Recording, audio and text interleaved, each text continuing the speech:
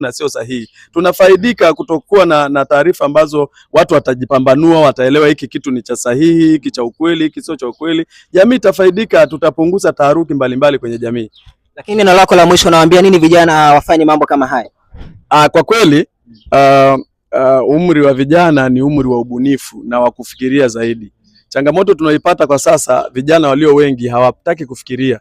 Hawa ndugu zetu tunawaita Gen Z, hawa hawataki kufikiria kwa umbali, yani wanafikiria kwa karibu sana. Sasa hii ina hatari ya kupoteza taifa na ina hatari ya kupoteza watu watakokuwa na busara na maamuzi sahihi kwenye taifa.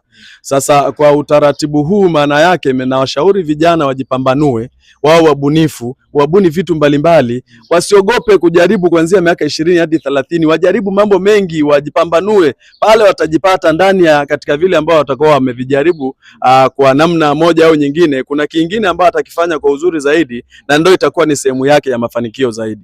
Lakini jambo la pili, naahidi kutoa ushirikiano wa kutosha pale ambapo sisi tutahitajika kutoa ushirikiano, kwa sababu ni taasisi au jumuiya ambazo zina malengo ambayo yanalenga vijana, yanalenga kuleta maendeleo katika jamii. Kwa hiyo ni jambo zuri, lakini pale ambapo ushirikiano wetu utahitajika, basi tutajadili kadri ya hali na mali kuonyesha ushirikiano. Lakini wito wako ni upi kwa vijana ambao wapo chini ya TAMSI kuelekea katika foundation hii, namna ya kujiunga katika taasisi hii? Wito wangu ni kwamba hizi taasisi zote zinakuja kwa lengo la kuleta maendeleo na kuleta mawazo chanya kwa jamii. Kwa hiyo wale wote ambao wako TAMSI basi ni wapo nguvu pia.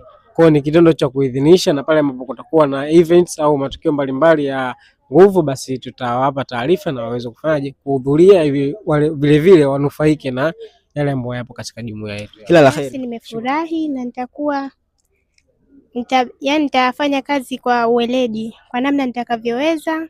Kwa hiyo tutarajie matunda mema, kupokea habari tofauti tofauti kutoka katika kitenge chetu hichi.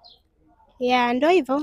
Lakini wewe ukiwa kama msemaji, wewe ndio daraja kati ya Nguku Islamic Foundation pamoja na raia ama na vijana. Wewe ukiwa kama daraja la kuunganisha vijana pamoja na Nguku Islamic Foundation, una vitu gani vya kwenda kuambia vijana ili waweze kujiunga na Nguku Islamic Foundation, kwa sababu watu wanatarajia kuona vijana wanamiminika kujiunga na Nguku Islamic Foundation?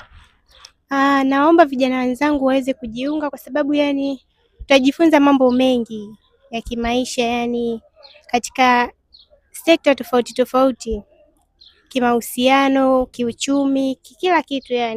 Kwa hiyo naomba vijana wenzangu wajiunge ili kupata elimu tofauti tofauti, tuweze kujuzana mambo mengi. Naam, vijana wajiunge. Hata mimi nishajiunga tayari na Nguku Islamic Foundation, na leo baki ni wewe, na hapa ni mkoani Morogoro, Chuo Kikuu cha Islam Morogoro. Kutoka hapa hatuna la ziada. Ulikuwa nami Hassan Malika, sauti ya maadili, hadi wakati mwingine.